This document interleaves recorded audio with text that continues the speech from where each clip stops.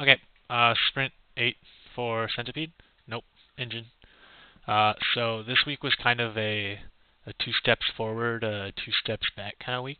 So I finally got like an actual scene to. That's the wrong scene. Well, I guess I'll show you it. This is my second scene. I just haven't been respawning in it. So I finally actually started doing stuff with the scene itself. So this is my second scene, so it's the half scene. And then I got a COD spawning, and then I finally changed the flat plane.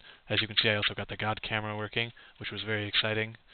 And then I have the second scene, which is done with a car now. I finally have a tank.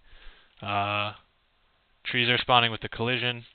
I have a bigger scene with that, with textures. Also, the trees are just kind of randomly spawning everywhere. And then this guy obviously moves as I associate him with. So the scene works, but as you can see, less of a game works. So I didn't want to, as I moved things over, I didn't want to just kind of copy and paste the old code. That didn't really, it wasn't a full feature. So like the cottages would follow me and shoot me, but they were really crappy at doing it. So I didn't want to just copy that code over. I'm still working on getting all that stuff to work. But I finally have an actual scene, which is exciting. And then I'll show you also, obviously, the point of this sprint was the documentation. So this is the documentation I did. It's very, I mean, it looks bigger than it actually is, I guess. And then the actual code is in here. So I'm going to stick with the scene class because I think it's the most complicated, like the most work I did, because it's, I think it's the most complicated. So it has there's always the simple definition, and then there's the longer definition. With each of those, this is how that works. And every function that I think is worthy of sharing